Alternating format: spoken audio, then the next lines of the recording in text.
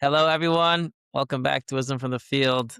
I'm sitting here today with Rabbi Moishy Goldman from Chabad of Waterloo, Ontario.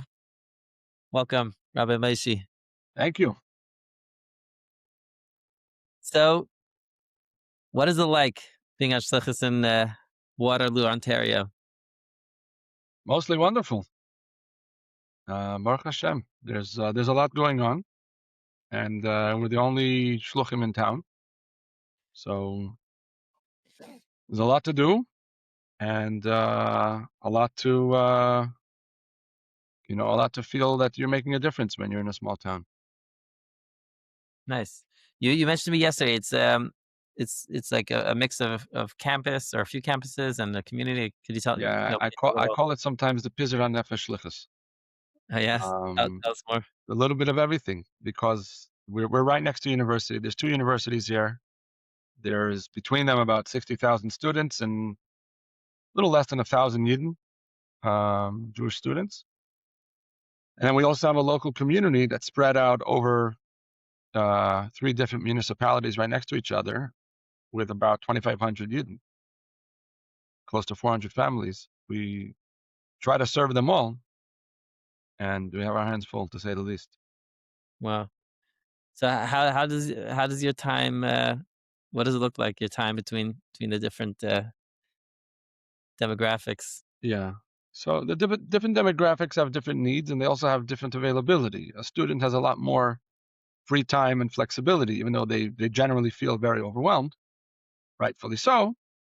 They don't have this. They have much more latitude than a balabas or a young family, which is just running every day, chasing their kids into school, out of school, into soccer practice, and whatever. So it ends up that I have more time. I put more time into work with the students generally on a weekly basis because they have more time for me. They have more time for Chabad.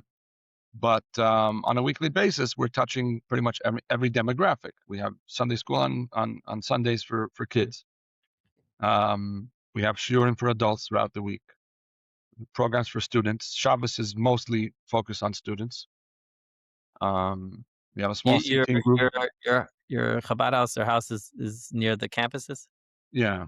So we are still in the old school model for now of it's a big house and we live in that house and it's also the Chabad house. There's an ongoing debate whether the Goldman family lives in the Chabad house or the Goldman family hosts the Chabad house.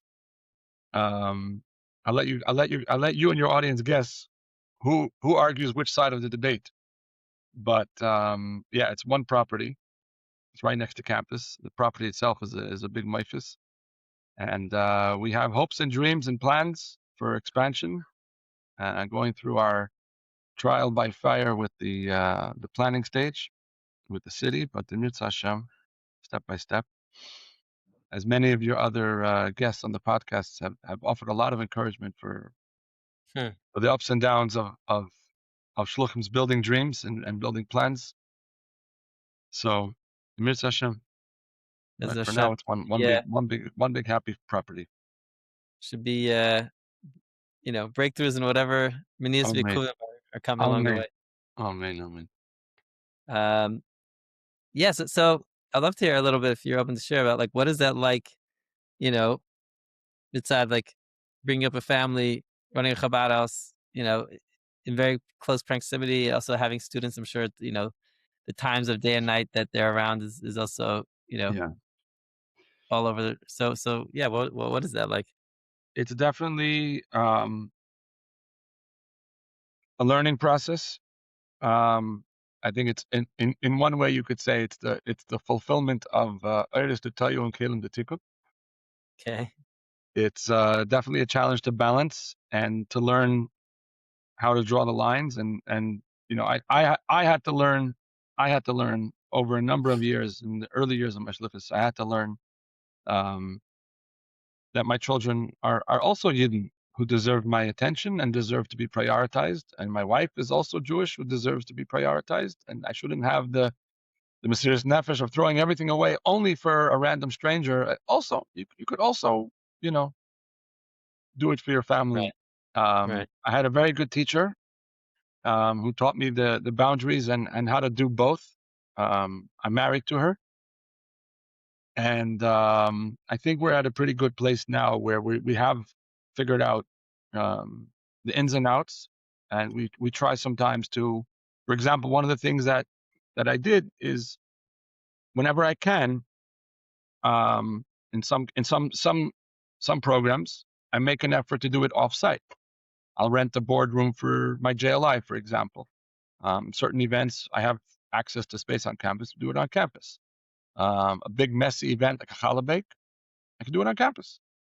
Things like that where it takes a little bit of the pressure off of the family of yet another event, yet another invasion of their space, yet another, you know, mess, and it just makes the shlichus sustainable. We're not giving up on, we're not compromising on the pu'ulas, we're not compromising on our efforts to reach every yid and our determination and our mesirus nefesh. It's not a compromise. It's just this allows it to work and allows it to be sustainable without backfiring anywhere. Right. Right. So that's something that I think over time, um, my wife and I and our kids, Baruch Hashem, are for the most part very easygoing with the fact that they live in the Chabad house and that, it's we have boundaries. Right. For example, I just had a student come back for a Shabbos. He graduated a number of years ago. Came back for a Shabbos. He's actually a shliach now, and he brought some teens with him, and he had a Shabbaton here. And he was here he was here for 7 years. He did a bachelor's and a master's. Hmm. And he said to his students, we were hosting them. He said, I was never upstairs in all my years. My first time going upstairs in this house. Hmm. And Upstairs is what? Is where your family is. bedrooms, Right. bedrooms. He was staying there. It was his first time Right. sleeping here. So he's like, my first time. He was a part of the furniture here. He was here for 7 years. He was mamish part of the furniture, but he was never upstairs. Now he came as a Shabbos guest. First time he's ever coming upstairs. So the teens are like, wow, we're very honored. Our first time here, we're already going upstairs. But as I Zayin, it's Right. not any. It doesn't. There's no student belongs past the second step. Maybe you sit down on a step to tie your shoe. That's it. So I think learning those boundaries was definitely a learning curve. Learning that it's not a stira to my mesirus nefesh, my ibigegeben that you're very ibigegeben, you're devoted, bittul b'mitzias, and nobody needs to see your bedroom and your bathroom. And that's not that exact example wasn't necessarily the problem, but bichlal, to have privacy and to have boundaries. Right. I think especially shluchos feel that very strongly. Maybe the guys don't feel it as strongly. Shtickle bread is dying every minor, sure, whatever, big malava malka. We're Right. ready to give it all away, but for a family on shlichus, you have to have some boundaries and some privacy, and it's not a contradiction. You're not becoming a grubba balabas if you do that. It's normal and needs to be there, and it's zero contradiction to shlichus. If I would have had access to my future self 10 years ago, I would have made a much bigger effort to really move things out of the house earlier. Rent a space, have some dedicated Chabad space outside the house. We tried all kinds of things, but I would have taken anything. We don't have a lot to choose from in this neighborhood. There's really not a lot of like storefronts, the strip malls really don't have a lot of good options, and we really have to be in a certain small geographical area. Otherwise, we may as well not exist. But in hindsight, I would have, taken anything to have a little bit of Dalit Amis for Chabad, for Pu'ulis outside the house. I would have done that sooner. Now we're already, planning our monstrosity. So, and we still don't have options. So we're just like, whatever. We're just going to hang on until Shiribana Beis Hamikdash. Right. Yeah. Yeah. Wow. That's our Um. thinking now. Yeah. Beautiful. So, I'm curious, like, for your kids and being a Chabad on campus, like, I grew up in shlichus, but it wasn't a campus shlichus in any way. What is that like? Is Yeah. Well, listen, pretty much every Shabbos, they're sharing the table with students. And it's another thing, even on Shabbos, we have our own family table on the side. Hmm. There's many, many tables. The whole house is full of tables and chairs. We sell out and it's packed, Baruch Hashem. But the Goldmans are not disposable. There's a separate table, and my family sits for as long as my kids will sit at the table. But Right. we have our family table at Shabbos. Happens to be we have another 100 guests gathered around, but it's not like we have You no don't feel family like losing, table. It's you're not like losing it. I'm not making kiddush at a table. Like we have that plus many other guests. They still have the sense that I'm sitting with my mommy and my tati at a Shabbos table, like every normal family would. We happen to have a lot of guests around us, Right. but they don't Sometimes, feel like you there's know, no more table, guests. there's no nishtakin tog, nishtakin nach. I don't have a Right. place to sit. My son can be very defensive about his space. I have a 6-year-old. He can be, if a student starts to get too close to the table, say, hey, not for you. Students take it very well from a 6-year-old. But in terms of how they feel, interacting with the students, I think it really depends. There over the years, there's certain students that just clicked. It's a personality thing mostly. Mm, interesting. Certain students should click with certain kids and become friends. And it's certainly part of the student's relationship with Chabad and relationship with us that they have a Right. warm friendship with the kid. There were students who had like special handshakes with some of my sons. I think it's great. I think Right. it's great. And I didn't grow up on shlichus. My kids are growing up learning how to navigate, all the realities of dealing with Yidden, Roshechem, Shiftechem, Shoev Mimecha, and everything in between. My Bechar, when he was a young boy, used to walk around Friday night. Anyone who forgot to put on a yarmulke, he would go over to him and say, well, how come you're not wearing a yarmulke? And we taught him, not everybody knows, maybe just go around. It was like his first time seeing people without yarmulke. So he learned just walk around with a basket of yarmulkes and offer people a yarmulke. And things like that. They pick up by osmosis. But I think that, growing up in the shlichus for my kids, they learn a lot about um, sort of how to accept everybody, how to relate to everybody, how to build a relationship, how to build a friendship, and that through the relationship and through the friendship, the hashpah comes through that. There's no hashpah without a friendship. There's no hashpah without a relationship. You don't just dictate and yell at people and have them change their lives. So I think they learn that through being involved and through watching what happens, and in their own way, they do the same thing. Right. I hope. Wow. Um, yeah, thanks for sharing that. While you're talking a minute ago, you you brought another question to my mind, which I always love to hear, from someone on campus, or at least, a major part of yourself on campus. Um, your direct relationships are with students, right? You have community also, but um, like, how does it work? Like, obviously supporting your meister, like, does the support come from the community? Does it come from, the campus side, or a mix of both? And from the campus side, like, not having direct, relationship, at least FaceTime on a regular basis. Like, how do you build relationships in that kind of setting? I have to be very careful what I say. The money comes from the Himmel. It's man min hashamayim. Um, I really mean that because it really doesn't make sense. Like you're saying, most of our support comes from people that we don't directly serve. I think most campus shluchim are like that. Um, but at this point in the history of shluchus, I think it's very well established that it works. Um, Obviously, I think we're very fortunate in a way that we're a satellite of Toronto. We're an hour and change from Toronto. Toronto's a very strong, active, fairly wealthy overall Jewish community, and most of our students come from Toronto. So we're basically serving Toronto families. We're serving Toronto's future Jewish community. Um, many parents feel a strong desire to support what we're doing, and if you divide our budget and look at where the money is coming from, it's definitely majority, well over 50% is coming from parents of students, a little bit alumni as well.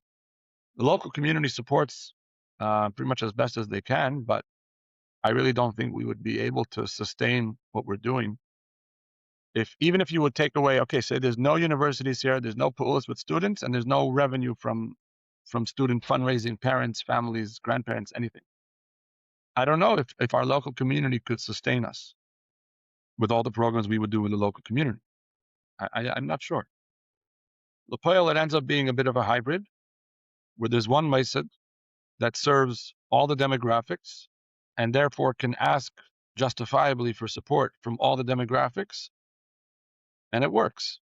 And I break a lot of rules of fundraising, not b'shita, just because it's a chesron, not a mile. A mile. I don't follow a lot of the expert rules. Um, I find a lot of them overwhelming, and I'm not a professional. I'm not super organized. We see a lot of moifsim, and like I said, a lot amon min hashamayim. It's all the coaches out there, yourself included, may want to shoot me, but I I I really mean, don't. I don't follow a lot of those rules, and the systems. A principle that I believe in very much is what the Rebbe said a few times that the tzigen darfen geben milch, the balabas is going to worry about the haber, and I'm a goat that has to worry about one thing. I have to produce for my boss as best as I can. God knows there's a lot of room for improvement, but that's my job. My job is not to worry about where the next meal is coming from, where the next payment's coming from, although inevitably I do. L'Opoel, I mean, there's it's both. Like there's ground b'derech hateva for the money to come in from the local community and the parents and the grandparents, and it also is l'mayel min hateva. Like it doesn't all make sense. right. Well, It's I'm not doing anything incredible. It's really man min hashamayim. well. And my Rash said, I think Parnassa in nowadays is Manon Shemayim. So Yeah. it's So an I mean, some people might see it more than others. I definitely see it. I don't know if I'm the tzaddik that can get it sitting out his front door. I have to walk a little bit, but that's okay. That's okay. It's still man min hashamayim. Um, it's mom. It's nisecha shebachal yamimanu. It really is. In simchin al hanes, yeah, I understand. I understand. I'm not simch al hanes. Don't worry. I'm working on now another presentation. I have okay. I'm not a total battler, but to tell you that I have a perfect strategy that will work 10 out of 10 times wherever you replicate it, absolutely not. You do what you can. You have to make kelim b'derech hateva. Obviously, I'm not sitting here saying I don't do any fundraising. I never have meetings. I never send emails or text or calls. I do whatever I do. If you don't ask somebody for money for 3 months, don't be surprised if you're broke. You got to do what you got to do. But Vinishvi, it's shalei l'fiarech. It really is shalei right. l'fiarech. The time and the work that I actually put into fundraising compared to what results, um, that ever pays the bills. What's the I told my assistant. I have an assistant who I hired a few years ago, a local woman. She's amazing. And every time we have like some of a big expense or we're thinking about doing something, she's like, I don't know if we can afford. Do you think we can do it? What do you think? I said, I send my invoices to heaven. All the invoices, I send them to heaven. Heaven pays the bills. So now she already knows. She's already 3 years here. She knows that heaven pays the bills. Um, I think you have to work hard to have bitachon. There's a lot of anxiety. There's a lot of worry that can creep up. I'm not immune. I'm not immune to freaking out about money. But at this point, like you're not Shana Rishona, you're not second year. We're gonna have our 18th anniversary soon, Mitzvah Hashem. Like you've been through the cycle so many times, you don't know what's gonna happen. Really? You really think this is the end? I mean, come on. You're gonna work. You're gonna call. You're gonna do what you can. Dave Shivat healthy. It's gonna work out. Stop freaking out already. I don't know if that works, but at least in the back of my mind, I can catch myself on that. in the darkest moments, I can catch myself saying, somehow this is going to work out. Right now, I'm having a panic attack, but in the back of my mind, somehow it's going to work out, and it does, and it does. And Baruch Hashem, for the most part, things are fairly stable financially. Um, they're not in the most ideal state yet, but they're not in dire emergency states either. Somewhere in between. My wish is, my dream is to have 3-4 months of expenses in the bank at all times. I'm not quite there yet, but to say that we're in emergency mode, begging the electric company not to cut us off, Baruch Hashem, not. Right. Wow. I've been there, but not lately. Well, so I appreciate that what you're saying, and I think that's beautiful. Thanks for sharing that. But if you had to, um, looking back, in almost 18 years of of shlichus, I'm sure you've learned what works for you, and not yeah, I'm not saying what's everybody has the system everyone has to follow, but like what has worked for you, um, obviously, if it's 80% bitachon and 20%, b'chol shetasa, what have you learned that works for you, that when you need to um, make kalim and do things that this is what you do. For what do I do? What's my b'chol asher taseh? Yeah, exactly. So, like many shluchim, I don't love making phone calls. Like many of my friends, I am happy to hide behind an email or a text, and I do. And I find that it doesn't always work. Plenty of people don't respond to an email, and you have no choice but to call them if you want to get through to them. There are many people who are happy to do business by email. So just for there is the most ideal way for sure. In-person meetings, phone calls, there's nothing like it. When it's overwhelming, guess what? You can also send an email. It's not against the rules. Right. It might not be the most ideal way. You might not get the best result, but we don't have to criminalize plan B when that's all you can muster. Say that. It's also okay the b'derech hateva. Is it the best possible? Maybe not. I'm not able right now to do the best.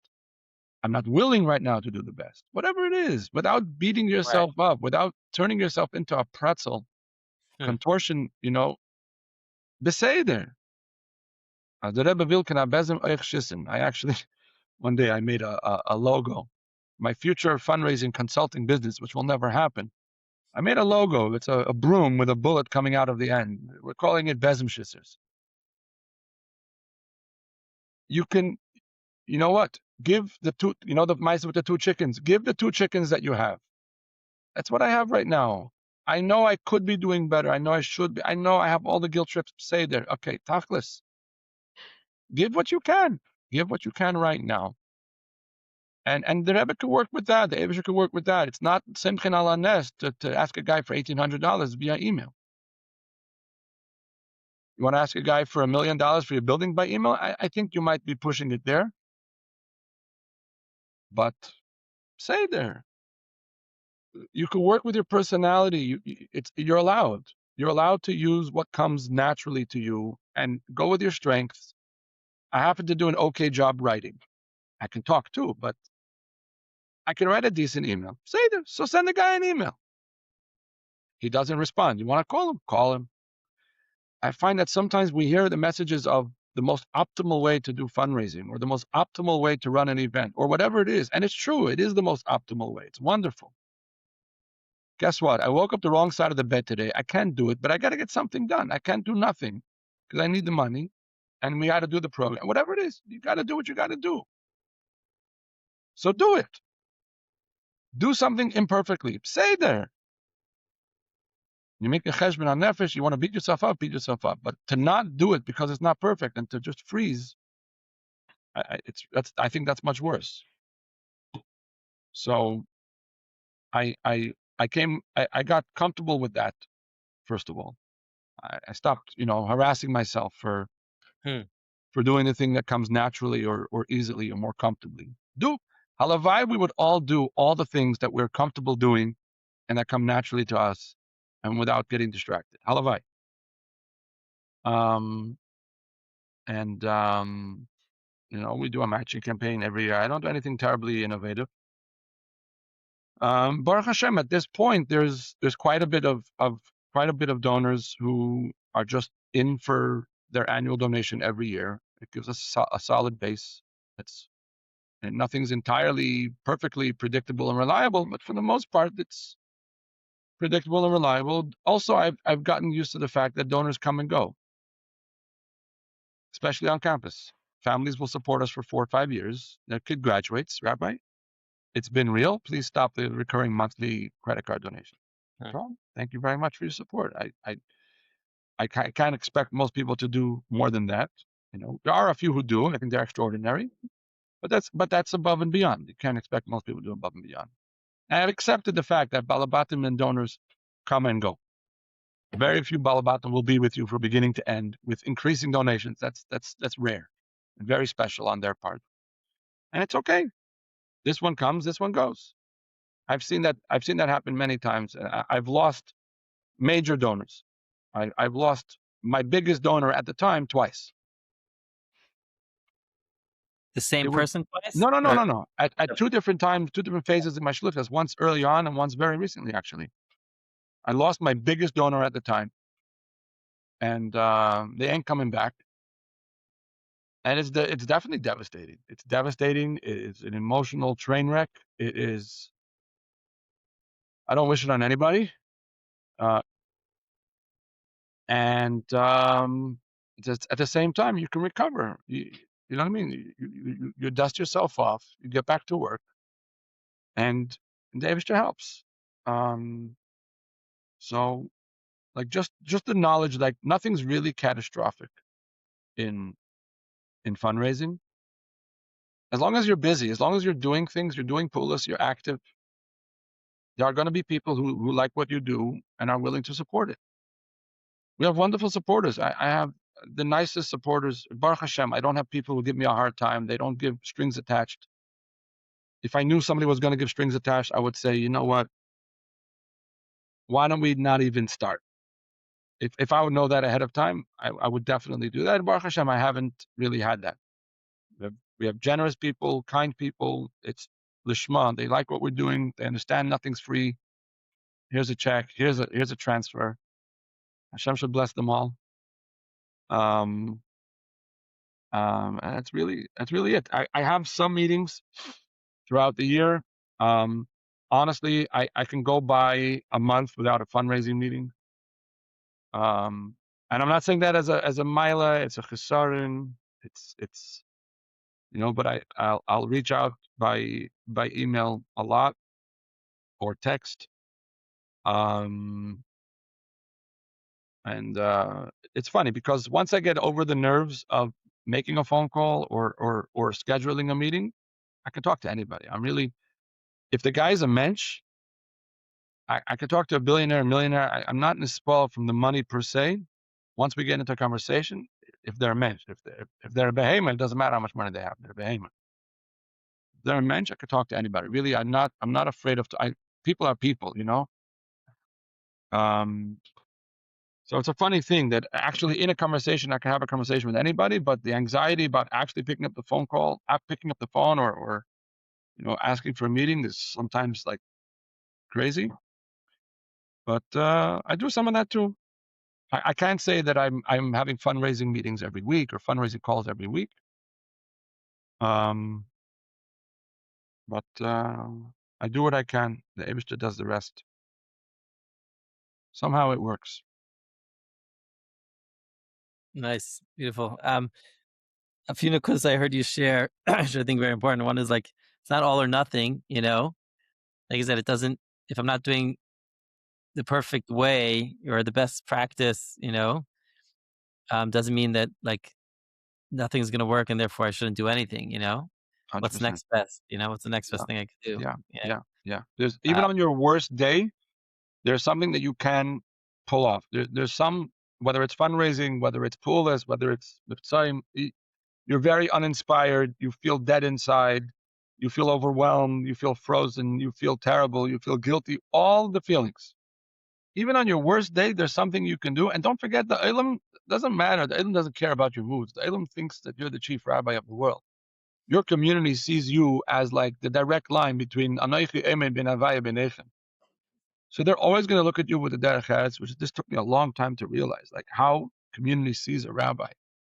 Like I'm a kid from Crown Heights. I'm a schnook. What am I? You know, in yeshiva I was a very average learner. I'm not, but that's me in my own head, in my own context, with bullies from camp.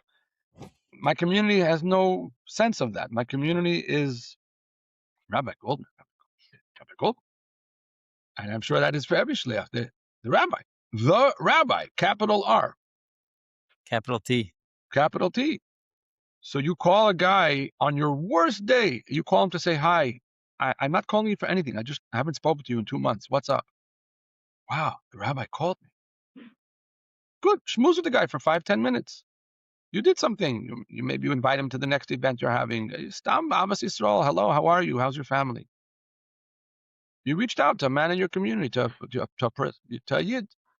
You could always do something on your worst day. You could do something. So I think sometimes that's what you hang on to, and we all have bad days. Do what you can. Don't beat yourself up so much that you're not having 10 amazing days in a row. Say that. Right.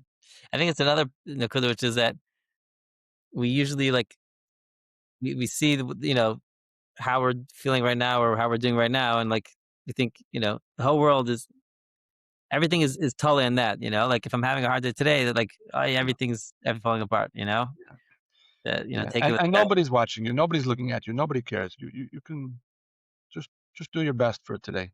It's fine. It's Right. really fine. Well, um, could you say more? You mentioned a few times, and I think that's also a very important nakuda, which is not being hard on yourself, being more kind and generous with yourself about doing your best. I think that's a very important. I don't know if I don't know if it's a uniquely challenge for shluchim who are taking on the biggest task of bringing Mashiach, or it's a universal problem. But definitely from the shluchim that of the I get to speak with, I do see it as a common challenge of like because the task is enormous. Yeah, There could be a tendency to be hard on oneself. yeah. So yeah, there's a lot to say on that. I mean, first of all, if depends where it's coming from. If your anxiety is coming from your impression of what the Rebbe wants from you, you have to learn more sichas in my modern. You know, all the sichas that give you anxiety might be just somebody else's highlights that they clipped out of a sicha, and that's the impression that you have. Really, all the bumper stickers and all the slogans have a much bigger context. That if you learn the whole sicha, a whole sicha I find is far less overwhelming than a quote or a line. You see the build up, and then you see the Rebbe says, okay, Haisafa and Torah mitzvahs. What does the Rebbe want from you already? What's Haisafa and Torah mitzvahs? My great uncle, Rav Shalom Gordon, Nova Shalom, was I believe his family will correct me if I'm making any mistakes here, but I believe that his Rebbetzin wrote to the Rebbe asking for achmanis on her husband, because every time the Rebbe says that there should be a Isaf and Torah mitzvahs, limunat Torah kima mitzvahs, her husband would set his alarm clock a few minutes earlier. And it came to the point where, I guess this was in the late Mems or early Nuns, he wasn't getting much sleep. He needed sleep. He wasn't getting enough sleep. He was sleep deprived because he kept waking up a drop earlier every time. Wasn't He took it very seriously. He took it very optimistically. If that's a word, right? It's not overwhelming if you know exactly what the Rebbe is asking of you. I mean, it's work, but it doesn't cause your whole world to come crashing down and feel like you're worthless. It's not, there's a specific thing that I was looking for. So that's Bichlal. I think that just to go back to the basics and learn from the Rebbe what the Rebbe wants, the pile is a lot less massively overwhelming than the thoughts and feelings that we can have. Another thing is, you see, when people write to the Rebbe about these kinds of feelings, the Rebbe does not generally, my exposure, my experience, Igris and things like that, the Rebbe doesn't sort of validate and indulge and go down that whole path of self-love, which is becoming popular or getting a lot of airtime. The Rebbe very often says this, the overwhelm, the despair, the worthlessness, the feeling of I can't do it. Atzas hayetzer. Well, this is a complete distraction. Complete distraction. This is total Yetzirah. Totally not true. The Rebbe wipes it like gone. Delete the whole track. We don't have to have a discussion with this. We don't have a conversation with the Yetzirah. Oh, let's see. It is pure Yetzirah. Throw it out the window. You can do what you can do. You need to do what you need to do. That's it. This all this noise. So just to get used to telling yourself all these negative thoughts and all these distractions, to get used to telling yourself, Atzas hayetzer. Hmm. This is just a Yetzirah. This is just a distraction. This does not need to be worked through. There are some things you need to work through. Right. Right? There are things that everybody needs to work through, and yonder irish benafshe. At some point, you can't just ignore and avoid. You need to work things through. Everybody in their own way figures out what needs to be worked through and what is just a distraction and a Yetzirah. Um, there's plenty of avodah that we need to do, plenty of deep avodah pnimis that we have to do. And the Rebbe demands that, and whoever thinks that Deir Hashvi doesn't include that is just ignorant. I don't know what else to say. Total amaratzis. There's plenty of very, very deep avodah pnimis that we have to work through. But not every Yetzirah requires, a podcast and therapy sessions. Some, yeah, maybe. Many not. Um, I forgot how we got to this point. We're talking about not being hard. Oh, so I'm not being hard on yourself. you Yeah. were saying So about if it's coming from your listening of how you're hearing the Rebbe's words. yeah, and I think that's also that comes over time. With maturity. We have some ideas that are in our system from when we were children or young teenagers, young bachrim. They're very innocent, they're very idealistic, and they're immature, and not really what the Rebbe meant, or you know, there's a fine line.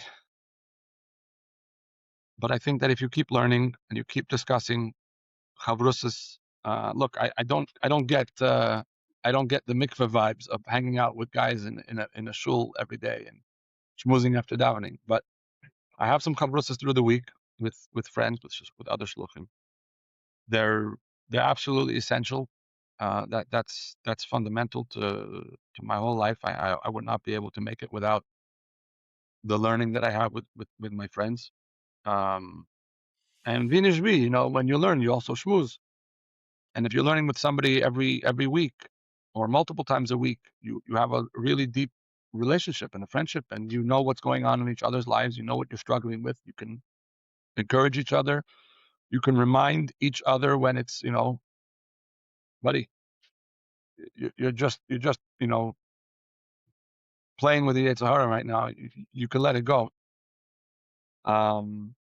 And it's essential. It's impossible to be a shliach in total isolation. I don't think it's. I mean, nothing's impossible. And the early shluchim maybe did it with greater isolation, but it would be impossible for me to live on shlichus in a town where I'm the only Lubavitcher. Um, uh, if I didn't have the chabrusas and the friendships and the learning that I have, I think it's essential. Um, And yeah, being gentle on yourself doesn't mean indulging every mishigas, and doesn't mean the nefesh Bahamis calls the shots. But you have to look where things take you, and if it takes you in a negative direction, if it takes you to a place of despair, if a certain mahalach machshava takes you to a dark place, there's a good chance it's not coming from kedusha. And we have to be, Siddim Zayin included. We're supposed to be smart enough to realize that this is, you know, a bad track, and get off that track, get off that path, and not justify it, not validate it, not encourage it. Right. I heard a good word once. It's called the train of thought. Yeah, You could hop off the train. hop off the train. Yeah, that's good. Yeah. Um, So, yeah, you were. I was thinking about it before, but you just said it. The Hayom Yom about the Chassidus Zahara. He ends off. The Hayom Yom ends off that. So how do you know? How do you know if it's it's the national kiss or if it's the national Yitzhahara? It's like what does it lead to? You know, is this thought process, is this train of thought encouraging me, getting motivating me to go, do the next good thing, or is it getting me down and v'chulu, so where that takes us. So exactly. um, I think that's a very well said. Um, looking at where it takes us as to know is like, okay, this is Yeah. just not the right train Yeah. to be on. Um, just another story that came to mind when you're saying that about like how we hear his words in the shlichus. Um, I'm probably going to say it wrong, but this story without the Rebbe and something about um, in Shulchan Aruch it says that something, it's not our minig, and the Alter Rebbe did incorporate it. And someone asked the question, the Alter Rebbe said, how do you know the tune? I think the Magen Avraham, maybe the Ramah says the Ein Zeh Minagenu, and the Alter Rebbe said, how do you know the tune in which he said it? Like, it's not our minig, After maybe the tune was like, it wasn't our minig, So Uh, I think when we hear the Rebbe's words that demand a lot, right. we could hear it in a certain tune, which The is tone. Yeah. What's the tone? yeah. Yeah. No, that. Honestly, that's an ongoing. It's an ongoing struggle for me. I think I made some progress, but definitely I had to mature and evolve my understanding of what the Rebbe means, because when I was younger, I found it very overwhelming, and I'm sure that wasn't the kavanah. So I had to put a different tone. And honestly, I'll give a shout out here that the Gems interviews with people really opened up a whole new angle Hmm. on my, for lack of a better term, or not for lack of a better term, for my hiskashrus. Like, to see the Rebbe, I never had yeshidus. I never had a conversation with the Rebbe unless it was by dollars and the Morgan Mayim Meledis, Brach Batzlach.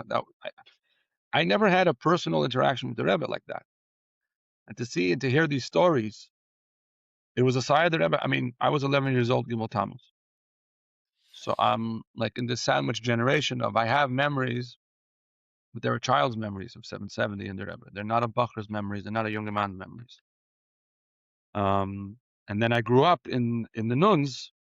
Coming of age in the years right after Gimel Tammuz was a little chaotic, to say the least, a little confusing, to say the least. Um, but as a child, I definitely remember the feeling of I don't know, yira, predominantly yira. I don't know that I ever felt as a kid consciously Abba for the Rebbe. I don't think I ever thought in those terms. It was mostly yira. It was like Rebbe. I was walking the 770, you know. Um, so to see those stories when Jem started putting that out, and they're still putting them out, I read them. It really gave me an understanding, a window into. I don't want to say this in Graba Isis, but just, you know, the Rebbe related to individuals in a way that I didn't see as a kid in 770. I wasn't aware of that. I wasn't exposed to that, so I didn't know about it. And then reading the stories helped me realize that, and helped me change the tone, like you said, the tone that I hear a sikh or a mimer, besides for general growing up, a little bit, something has to shift between the age of 15 and 35. So I think that was also that was very helpful to hear a different tone and to hear the Rebbe's words in the tone that I'm sure he meant them in. He didn't mean for me to become overwhelmed. That was not his point. I'm sure about that. Right. Wow. Thank you for sharing that. I think that's Yeah, really, I got to uh, give credit where credit is due. yeah, I think that's really powerful. So you started off this train of thought about, you know, if the being hard on yourself is coming from, the way you're hearing the Rebbe's words. I'm assuming you want to say, and I think that's true also, like sometimes it's coming from, let's say, not from comparing to the ideal of how I should be as a chassid, but comparing to the reality, like, um, you know, I have kach v'kach left to, still to raise before the end of the month, the end of the year, and being, we could be hard on ourselves from, mili da alma, which I think you're alluding to earlier in the conversation. So is there anything about that you could share about? Being, I don't understand, being hard on yourself Being hard on ourselves, because you're not succeeding yeah, financially. You're not. or not succeeding, or I'm not doing enough, or yeah, it's not. I don't see how it's working out yet. Yeah. I mean, listen, too much softness and gentleness could backfire too. You have responsibilities. You got Right. to execute. Like I said, you don't ask somebody for money for 3 months. Don't be surprised if you're broke. A little bit of pressure is a wonderful thing. I mostly get my work done in the last minute. If there was no last minute, I wouldn't get much done. So I'm not anti-pressure. I don't think there's good pressure. There's a letter I once saw that I ever wrote to somebody about it. The guy was writing about his nerves, his anxieties. The Rebbe said nerves are a good thing. It forces you to do your best work. Hmm. It pulls your all the cakes out of you because I gotta really buckle down and do something because I feel the pressure. There's blessings of pressure. I'm not here to be. Life has to be comfortable from start to finish. And sometimes we need that. I need that. I for sure as myself. I definitely do not do well when everything is comfortable and easy. I raise much more money when things are tight than when things are comfortable. Unfortunately, it's just the way I am. I'm sure that I'm not special. So I don't know that I would try to get rid of all pressure, but sometimes pressure is debilitating. Sometimes it's backfiring. You have to watch out for that. But stamazing is Right. Yeah. plenty of Good. plenty of good pressure out there that helps us get off our behind and do what we need to do. Right. And I guess I'm talking. you can Very good prove, point. prove prove that you don't need it. Maybe. Right. I guess so. So I guess what I'm referring to, very good point. I'm referring to, and I think you're alluding to before, is when it starts to become debilitating, and we can't move forward because we're feeling the heaviness of, Yeah. the heaviness of, self criticism or something. Yeah. Listen, you got to talk. You got to talk. It's not good. It's not good to be alone. Um, I hope that for I hope that shluchim feel comfortable talking to their wives about this. Your wife could and should be your biggest supporter when it comes to stuff like this. Um, I think that you can and should expect some empathy and encouragement from your wife. Sometimes your wife is feeling the pressure too, and she's like, "No, can you get your act together and put some money in the bank?" And it might be hard to expect empathy from the person who feels the daily pinch, maybe even more than you. Um, but if you could talk to your wife about it and work together and just get it off your chest, great. If not, I hope you have some friends. You need to talk it out. I think when it gets to that point, you have to get out of your head, and you're not going to get much done with more and more pressure. Go for a walk. Listen to an episode of this podcast. Um, Call a friend. You have to. I think you have to talk it out. You have to get it. Get it off your chest. You have to be able to relax a little bit and take small steps if it's that bad. you know, everybody knows themselves. You're not going to get much done with more and more pressure. You don't have to carry it all by yourself. You're not that special. You're not in a crazy, terrible situation that no one else has ever been in. Shluchim Kanai Nahara have been in all kinds of challenges. And one day it'll be part of the story. We were in such a terrible challenge, and then the Abisha helped, and I did this, and we did that, and this guy came along, and it turned it around, and okay, it'll One of your stories. the terrible day will magnify how wonderful the turnaround was, and that will come. But you know, Yeah, beautiful. You said something when I spoke to you yesterday. I reached out to you, and you said something about um, whatever the context was, but you find shluchim to be, helpful people. yeah, So you're talking about, reaching out to someone else. You know, there's always somebody, a shliach maybe your age, a little older, that's ready to give you for a sure, hand. for sure. And look, if you're not calling for money, you just want to eitzah and talk it through, for sure you'll find helpful shluchim. And even if you're calling for money, shluchim will be helpful.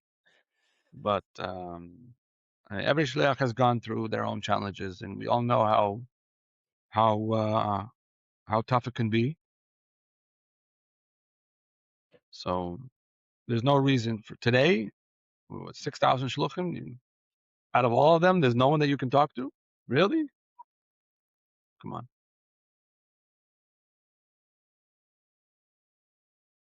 You have to ask for money. You have to ask that. You also have to ask for help. It's not going to come on its own. But no shame. No shame in asking for help, for encouragement, for chizuk, for guidance. There's no shame whatsoever. Everybody does it. Everybody needs it. It's part of the way. It's the way we do things. The way we get things done. The way we make it.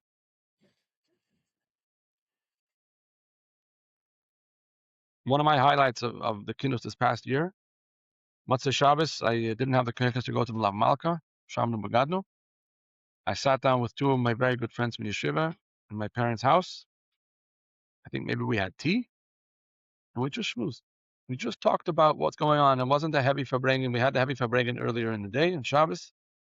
It was just catching up on life, talking about what's going on. It was a very honest conversation, kind of conversation that once upon a time happened at farbrengens, but that's another story.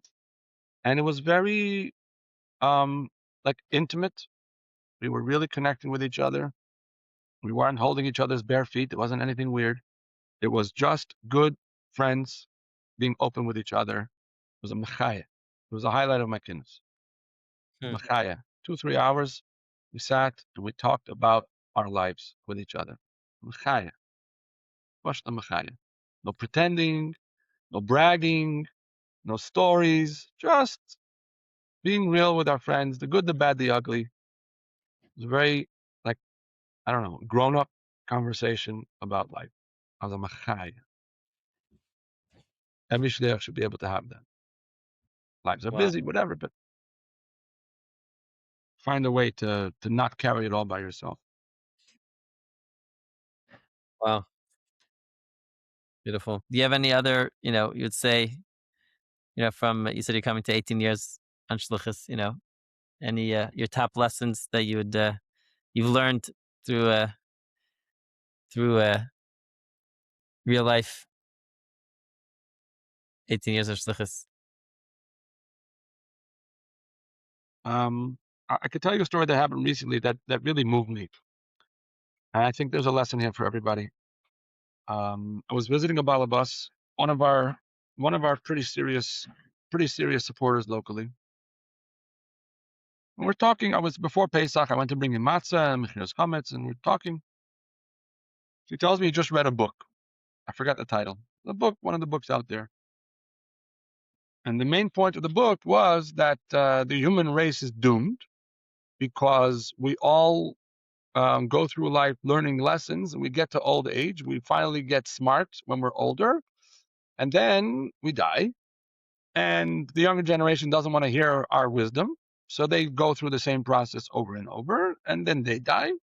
And so nobody learns, and things get worse, and it's not going to end well. This was the guy felt the need to write a book with this happy story. Fine.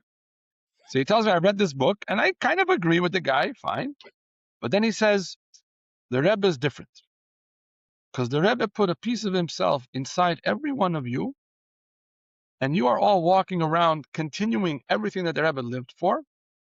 So therefore, the Rebbe didn't die because he's alive in every single one of you. He beat this system. He beat this rule. It's like a rule of nature. The Rebbe beat it.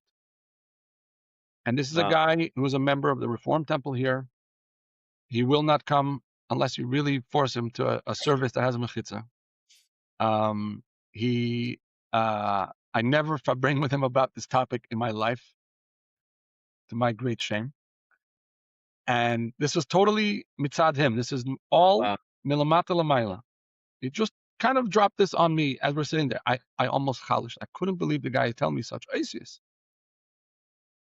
Hmm. And it reinforced, like, the famous story that Rebbe said, the Merkish Shluchim going around with the tzitzis, you don't know what you're accomplishing. You really have no idea. You really have no idea what your mere existence in a city does for people. People are paying attention. They observe. They watch you. They might not give you all the money and time and love that you're hoping for, but you're having an effect on them. I'm the only shliach this guy really knows. He goes on vacation sometimes. He has a very casual relationship with another shliach. That's it. He doesn't hang out in Lubavitch. He never came to the kinus. He doesn't. I don't know, but I'm pretty sure he doesn't watch Living Torah every week. This is just his thinking because he sees Chabad in his community and he supports Chabad and he has a nice relationship, and he just. So he's telling me the Rebbe left. Fine. And then another story that happened recently was, we had a security meeting here in the community. All the Jewish organizations got together with the police, one of these official meetings. And I generally skip these meetings. They happen all the time. This one I made it to. I came to. I thought it was going to be a little bit different. It was a bit of a different agenda. I came. Probably was the same thing all over again. Anyway, the past president of the Reform Temple comes over to me. He says, "Can I ask you a question privately?" Yeah, sure. We go to the side. What's up? He says, I know that Chabad is the most visible Jewish organization. You have the biggest public profile. You're out there lighting menorahs. You look, super Jewish.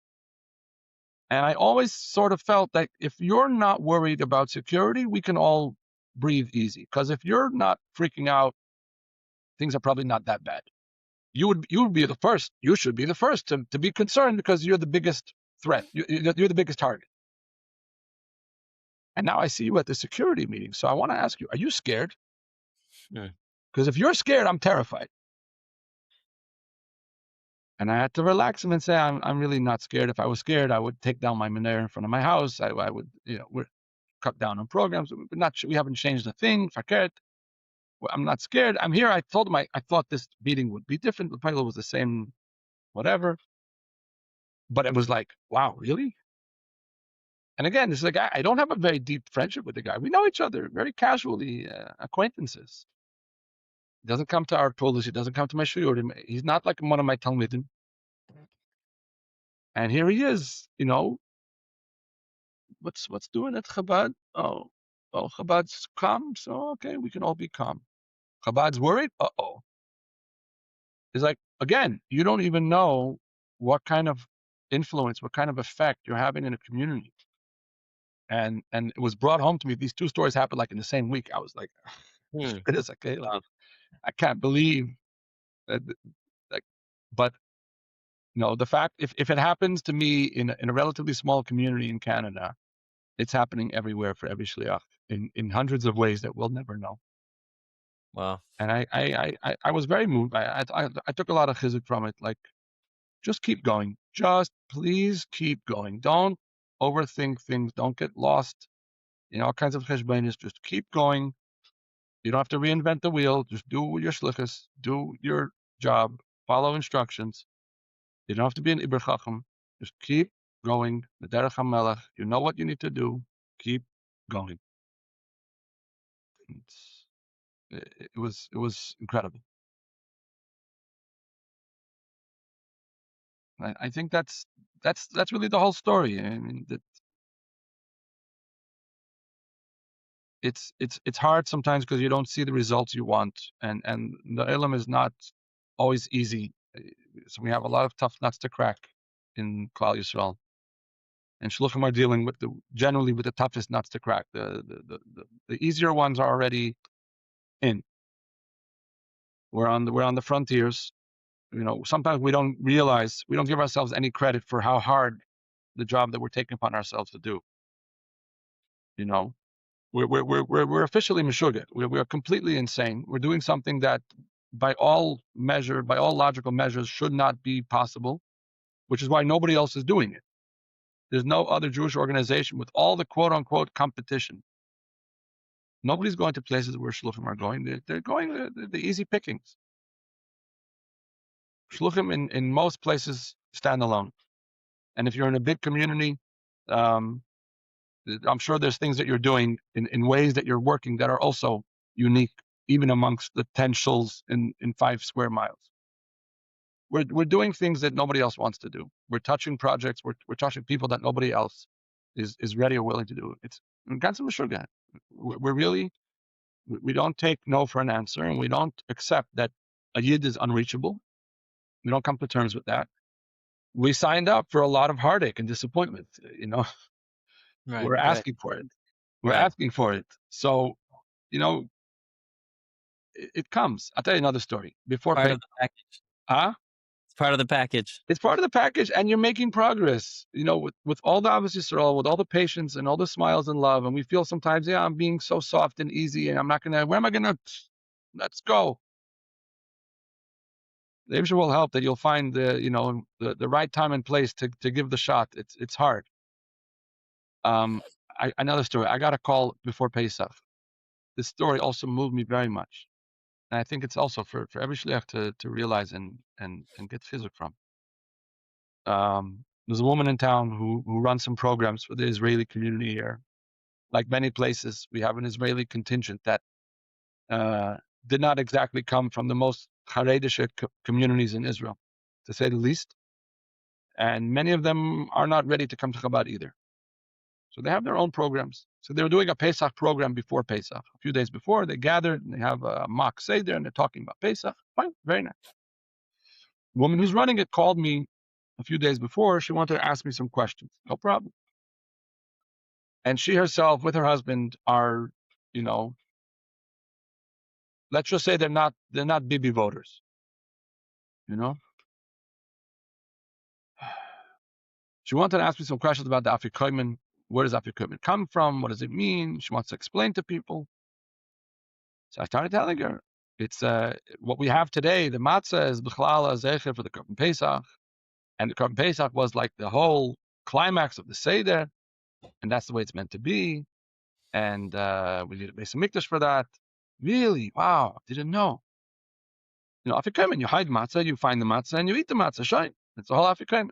There's a whole backstory. I told her, yeah, you know what the word Afikomen means. It's not even Lashon Kodesh. It's Aramaic. Afikuman. Bring out the food. Bring out the food that we're waiting for. Food. Korban Pesach. She was erasing the kid. What are you saying? I can't believe it. Wow. Wow. So excited. Then her husband gets on the phone. They had a debate. Rabbi, I need you to solve this debate. My grandmother used to make on Pesach some sort of pita lafa that was kosher the Pesach. She made it very quickly. My wife says that's impossible. There's no way you could bake any bread on Pesach. And ich taina, yeah, my babed, she knew what she was doing. She came from wherever she came from, and she used to do it. We all knew it had to be done very quickly. She had a recipe. She did it. Is this possible? I told her, listen, technically speaking, if somebody was going to do it in a short amount of time, it's technically possible. But generally, we don't do it. We avoid it. We don't want to take chances. But by the book, it's technically possible. See, I told you.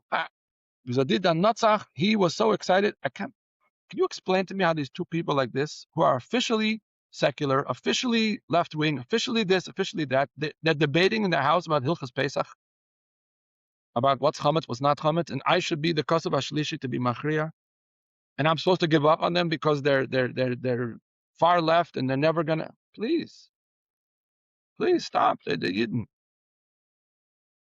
Wow. So we don't give up on anybody. So we have a lot of arguments nefesh, but also there's moments like this. It's like, you know what? You There's never no know. such thing.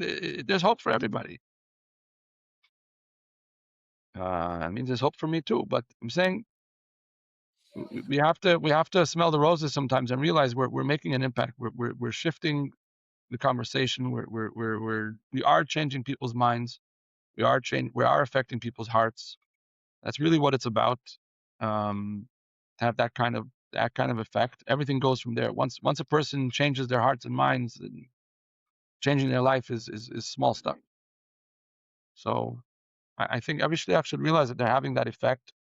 You don't usually see it. You rarely see it. But I think that this can definitely prove to some degree that it's happening everywhere. Wow. No, it's chlassim b'seifan, to tie it back to what you said early, the beginning of our conversation about, um, if you can't do the best, fundraising practice or whatever, don't think it's nothing. And actually, you're mentioning to me that when we spoke yesterday about like one of the earlier interviews that I did, that something you appreciated was, um, Rabbi Mintz from Aspen was saying about just do something, go out, go walk down the main street. Like, you never know what the pu'ula of doing something, even if you don't know what the perfect thing is, do something, and it's the impact is Yeah, is, is happening. 100%. You also have look. Yeah, I remember reading somewhere the Rebbe told Rabbi Butman, Rabbi Shmuel Butman, when he was doing the first Sima Rambam, the Rebbe wanted him to make an album, pictures and a whole write up of the whole event. I remember reading this. I hope it's accurate. The Rebbe told him, "Zalt ihr nemen mumchim," and you shouldn't be cheap on what the mumchim will cost to produce the album. I guess it meant photographers, graphic designers, whoever. And that line of "Zalt ihr nemen mumchim" and don't be cheap stuck with me. Like there's certain things that we're not good at, even with AI. Certain things you're gonna have to pay somebody to do it. Don't be cheap. Okay, that's the way to do it. It doesn't. You don't have to do it all yourself. You should be delegating, offloading. You have to be a husband and a tati in your family, and you have to be a rabbi to your community. You do not have to do the administrative work, the technical work, all that, the event setup. Please, please, please, get as much help as you can. So I remember we were early on in our shlichus. We're at a campus kinus, and one of the shlichus was speaking to the women, and she said that housekeeping help is not negotiable. You got to put it in the budget, and it has to be. You have to have cleaning help, not negotiable. At the time, we were very early on. We did not have money for regular cleaning help. We had here and there. And my wife came out of the session. She tells me, I have the solution. They said, just put it in the budget and you'll have the money. We were like cynical. Like, what do you mean? What do you mean just put it in the budget? We don't have magic.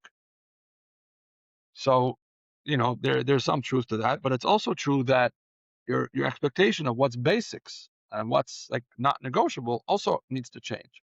In the Mm. beginning, you do everything. I remember I was mowing the lawn. I never touched a lawnmower in Crown Heights. I didn't have a lawn. Came here, I have this big lawn. I have to cut the grass. I was mowing the lawn. Another shliach came to visit me. Pung then. He walks up to the house. He sees me mowing the lawn. He says, "Moshe, what are you doing?" I said, "What do you mean? What am I doing?" He says, "Why are you cutting the grass?" Because the grass is long. He says, "No, you are not here to cut grass. Please get somebody else to cut the grass." I said, "Yeah, but it costs money." I didn't have them.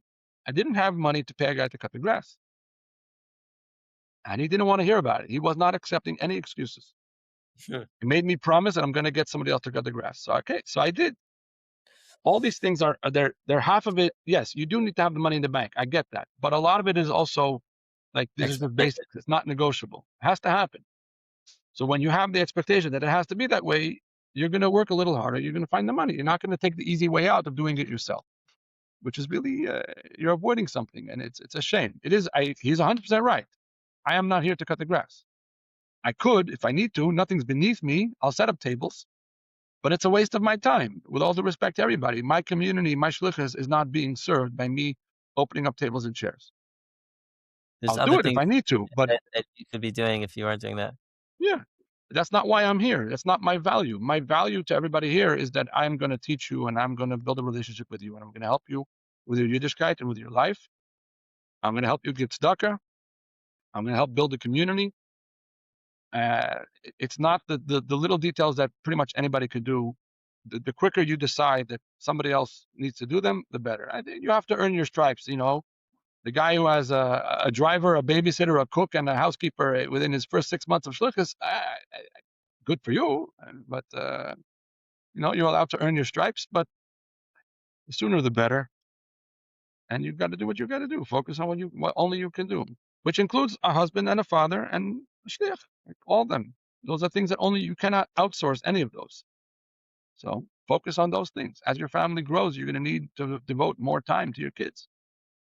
You can't sacrifice them. So all the things that you're so busy with, you know, I think that generally we find that I might get in trouble for this, but hopefully my friends will understand. Men hide in the office and women hide in the kitchen. I'm busy. I'm cooking for so many people. Really? You have to do all this cooking? You have to do all this office work? Nobody else can do it? Only you can enter the purchases in QuickBooks and categorize everything? Only you? Really? Only Hmm. you can make a kugel? We can't buy a kugel? Sometimes that's just making ourselves busy to avoid something else. And Hmm. the, Interesting. the quicker we get over that, the better. You know?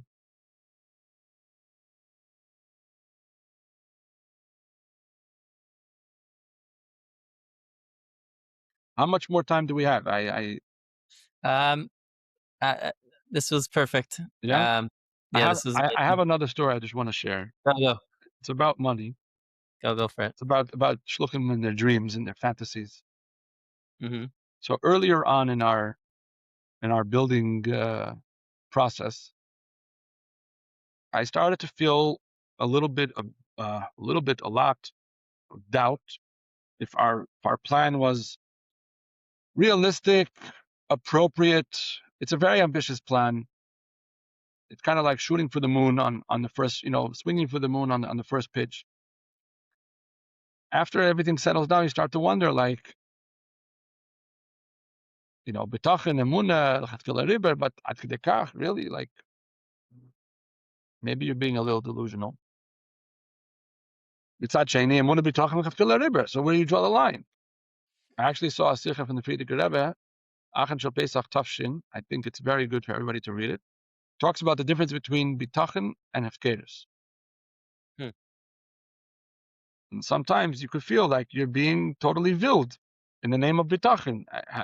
How do you know vuai and vuai? So he goes over there, he explains a few examples of what's what. But at the time, either I didn't know about that sikh or it wasn't enough, and I was really feeling like I need the Rebbe to tell me, am I on the right track? Like I can keep going with Emunah Bitachon and have the patience for whatever amount of years it takes if I know that this is the right path to go on, no problem. But I am doubtful if I'm bichlal on the right path. Hmm. And who am I going to ask? It's it's so vague at this point. It's so early on. And I also like, you know, fakir, the guy who's going to do an analysis and say there's no way this can happen. Say, okay, you're not a believer.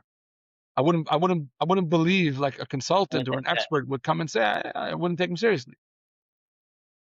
So I wrote a tzalto to the Rebbe, and I wrote that I exactly this. My dilemma is I have this plan. It's very ambitious. I don't know.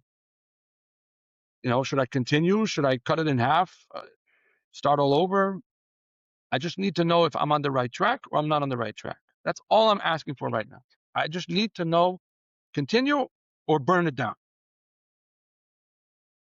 So I sent that in, and a couple of days later, I got a call from a frum guy who's a developer based in Toronto, but he was working on a project here in my town. It's a very big project, big condo development. over $100 million project.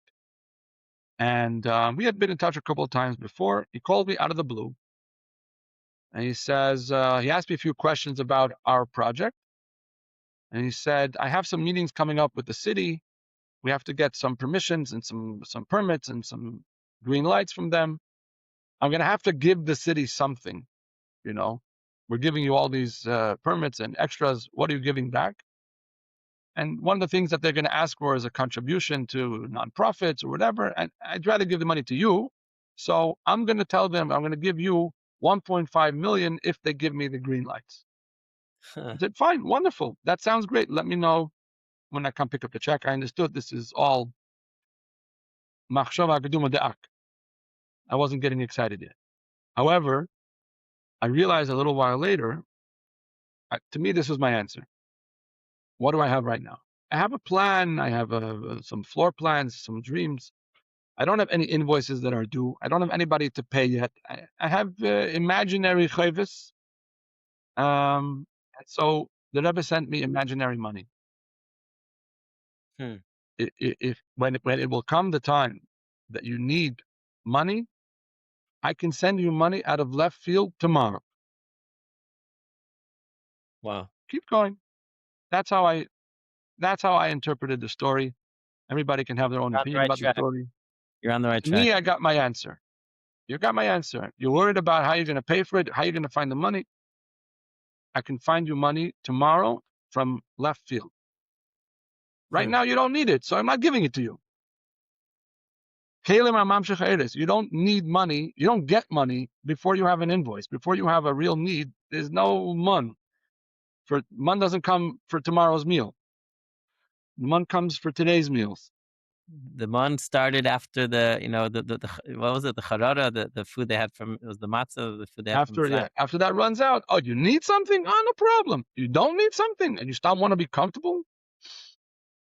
For that, you have bitachon. Bitachon will keep you comfortable for next week. For now, you're covered. And when you have more needs, if it's a real need, you'll have that too. And if you're scared of getting into the need in the first place, I'm sorry, you're shooting yourself in the foot. Show me the invoice, I'll Hmm. give you the money. Wow. To Wow. me, that was my answer, and we kept going. And Baruch Hashem, we made a lot of progress since then, and we'll keep going. We'll keep going. Beautiful. Thanks for sharing that story. Yeah. And my bracha again to you is that it shouldn't be just an imaginary need. It should become a pel mamish very soon. Amen. Amen. We're getting there. Amen. Amen. Lanu And yeah, l'chol thank you Yisrael. so much. Thank you for sharing everything. It's been really great stuff. And Bez Hashem, many listeners will take chizuk and Okay. inspiration. Bye. Halavai, it was a pleasure. Thank you for all that you do for this. This is a wonderful project that you have. I enjoyed a lot of the episodes. Thank you, Moishy. Okay, Hatzlacha. All Hashem. right, Hatzlach Rabba, and all the best.